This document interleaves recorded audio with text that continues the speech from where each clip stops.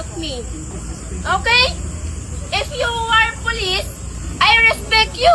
I salute you. But don't treat me like that, ha? Because you don't know me. You don't know my problems. You don't know my struggles.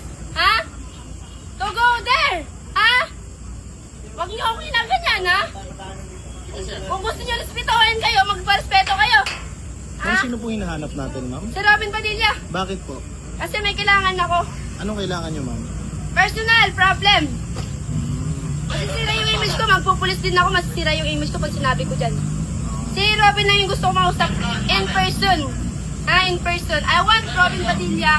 Ha, because he is my idol since I'm child. He is my idol. I'm always watching Mista. Mista, Mista. Mista. Kaya bakit nyo ko pinipigilan? Eh, may human-less tayo, di ba? Yung gusto kong ano sa kanya, yung justice system, and then the human rights here in the Philippines. I'm here, I'm willing to sacrifice myself, ha?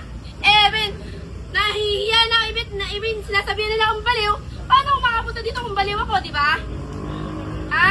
Taga saan Alam po mo, ba may kayo, gusto ko ma'am? nga ididimanda kasi nilalait nila ako sa Facebook. Nagiging trending ako dahil umiyak daw ako sa baong. Bakit daw ako binayaran daw ako nga. Kahit piso, wala akong binigay sa akin, binayaran ako. Taga saan po ba kayo, ma'am? Taga-Capiz. San Nicolas, Pilar Capiz. Apelyado ko, Patricio. Pero hindi ko sasabihin yung pangalan ko, ha. Kasi masisira yung image ko, eh. Hindi pwedeng ganyan-ganyan. Porket pulis kayo, kayo na matapang. No!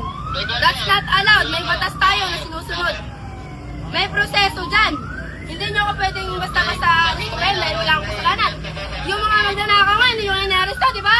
Milyon-milyon inalaka. Bakit ngayon hindi pa